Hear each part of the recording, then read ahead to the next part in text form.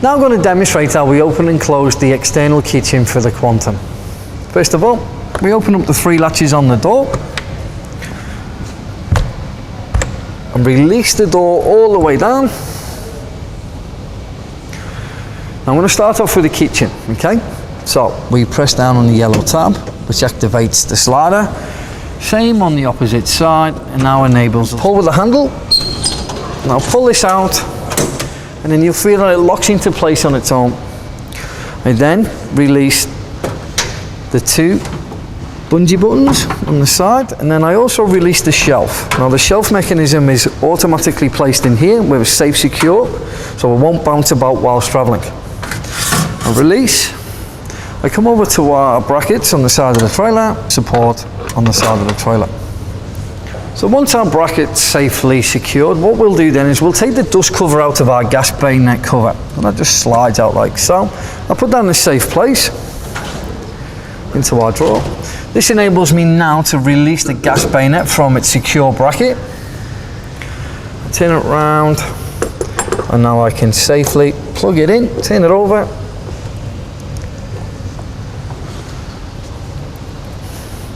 We'll now flip over our stainless steel prep bench, so we'll sit safely and securely on the bracket like so. Now as long as our gas is switched on, enables me now to start cooking. With the external 3 burner cooktop, when lighting, you will turn the gas and then you will put your finger on the igniter. Now obviously the gas will come on then. Now if you do press the igniter and you don't hear that sound, it probably means that the battery inside's gone flat.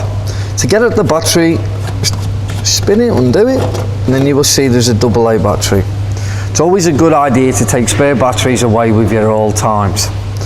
And then to put it back, we place it in, and we just turn it the other way to tighten it. Release the fridge. With the fridge, you got 2 over-center catches each side. We release them, holding the handle, you pull the fridge out, through its slide, which will then hit its stop, slightly lift it over the stop, and there you go, your fridge is safely secure. Pantry area open, and also have access to our cutlery drawer. Now in the kitchen, we also have a large storage drawer. As you can see, nice easy close latches. I can have access to my sink. As long as my gas hot water system's on, I've got hot and cold water. Retract the handle, close the lid. Now when accessing the fridge, 2 over-center catches enables me to open the fridge. As you can see, the spring holds the door open. If you want to close the fridge, just apply a small pressure to the spring, and that will allow the fridge to close, and then we close with our over-center catches. Now closing the pantry. Now with our external pantry, I just open up each side, lift the door, and then drop the handle down, which safely secures into its holding spot. And now we've got access to our external pantry also. Now I don't need the fridge anymore, so I'm going to close the fridge by holding onto the handle, slowly lift it over its stop, and it will slide all the way home. This will enable me now to use the over-center catches and lock the fridge into place. Now whilst using the sink, if I'm going to use the sink and I need to drain the water, we have our attachable drain, which enables me now to put a bucket, or I can attach another hose, which then I can feed it away from our camping site. Now once I've finished draining the kitchen, I want to put it back in its place. I will now demonstrate how we close the kitchen. I fold the tap over and lower it back in. This will enable the lid to close all the way down, nice and flush. I'll close my pantry door by just lifting up the door, locking the stay arm into place, applying pressure to the door, and then I turn my locks. Next stage, I will lift up our stainless steel prep bench, safely secure it into its place, apply the bungee buttons, front and rear. I will now come to the brackets, lift up our arm. Now our arm has a slight hole, and on the top of the kitchen bench you'll see is a rivet, so we'll put the locating hole inside of the rivet, just like so. Slide it in, lift up our bungee button, slide the hole in, and then attach the bungee button across. Now we've retracted the stainless steel prep bench, what we need to do now is release the gas bayonet by applying pressure in and turning, and this will release. We then fold it over and place the gas bayonet in its holding bracket. We'll also open the door, get our dust by placing the dust cover in and turn. So on the outside of the van underneath the awning you have your gas bayonet with its dust cover in. You also have your TV out point, so you can watch TV underneath the awning, and obviously this has a dust cover too. Then we have a 12-volt socket, cigarette lighter, and you have your mains outlet. Now to activate the mains outlet, it's always a good idea to put a bit of pressure on the top and lift up. And obviously once you've finished, make sure it's completely closed and it seals the unit. We've also got the external bracket for your shelf on the external kitchen. Now allows me to put pressure on the yellow tabs, which will release the sliders, and then put my hand on the handle and slide the kitchen in. If you pull back, you see that the yellow tabs are both locked into the slides and the kitchen cannot move whilst in transit. I then lift up the door, apply pressure to the seal on the door, and then turn the handle, and the door is safely secured. So here we have the hot water system cover. Firstly, we open the cover, which allows us to see the outside vent.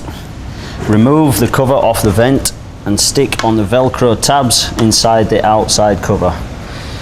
This is the vent for the hot water system, which allows us to operate it. These covers have to be taken off for the hot water system to operate properly. Here we have the power inlet, which allows us to plug in an outside power source to charge the van. This is for the rear water tank. This allows us to open and fill the tank up to 140 litre capacity.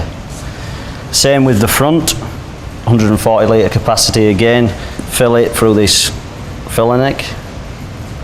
Here we have the first of our pantry doors. This one is also used for the air conditioning unit. As we can see in this one there is no air conditioning, so this is preferably used for storage. The second pantry door has in a storage box. This we can store our awning covers, pipes, etc., or whatever needed. Always remember to pull up the latch, as we don't want it to catch on the rubber and damage the seal. Our third pantry door holds our gas bottles. We have in here two 4.5 kg gas bottles for the gas cooker top, etc. Here we have the pole carrier hatch. If we unscrew the hatch off, this is where we store all our poles for the awning, etc. Moving on, we have the jerry can holders, one either side on the left and right of the front of the van. And down to here, which is the diesel heater storage tank. This allows 10 litre of diesel to be stored, and on the side it has a gauge to let you know how much diesel is in there. Now we're going to look inside the front box. Firstly, we will open the two handles, lift the lid up and let both locks lock in the lid. On the driver's side we have the breakaway unit, which is used to lock the brakes on in the event of the caravan becoming unhitched. We also have an internal light which can be moved to whichever preference is needed. It also has its own individual switch. Down on the awning side we have the macerator pump with the switch to use the pump. Now moving on from the boot, we will have a look at the firewood rack. This is an optional firewood rack and it's used to store firewood.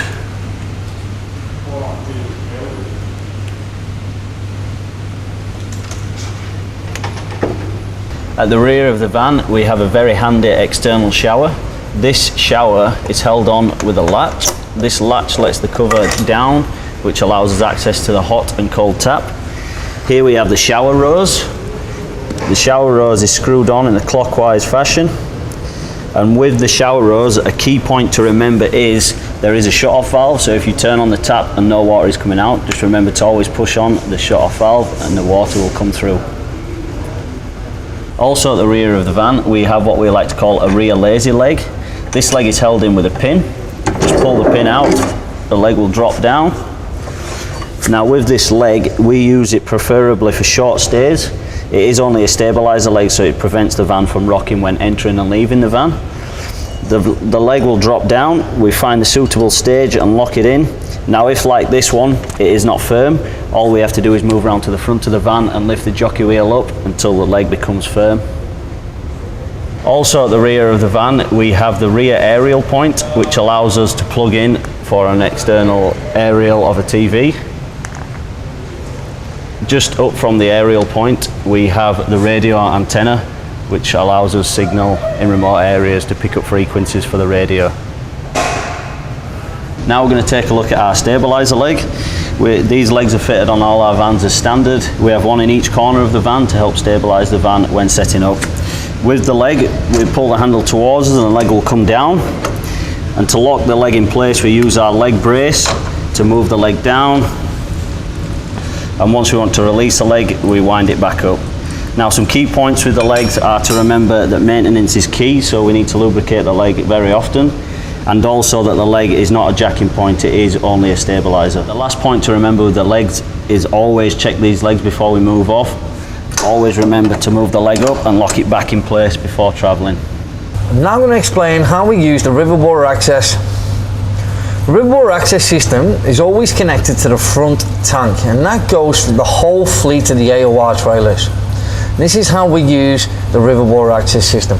First of all, you need to isolate the tank itself so the water doesn't get pumped from the tank. And how we do this is we turn this tap in the off position.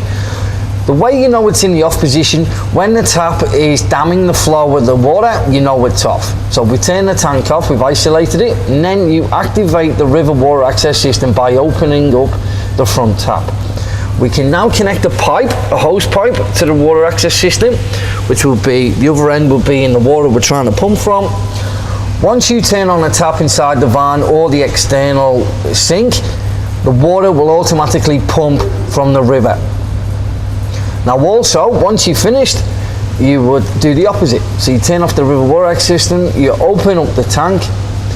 Also connected to the tank is an outlet drain. Now if you ever want to empty your tanks, all you've got to do is you open up this tank and the water will drain. On this particular van, we can see it's got the alloy wheels. Now the alloy wheels are an optional extra. Our vans as standard across the whole fleet come with steel rims as standard.